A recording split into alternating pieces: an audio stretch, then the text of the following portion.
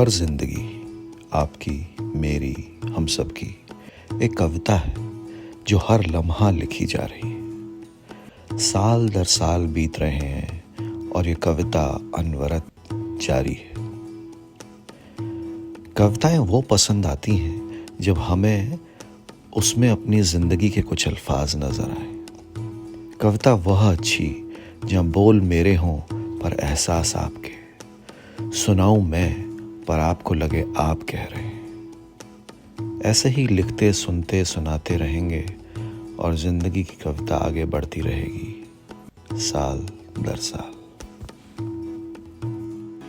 मैं पल दो पल का शायर हूँ, पल दो पल मेरी कहानी है, पल दो पल मेरी हस्ती है, पल दो पल मेरी जवानी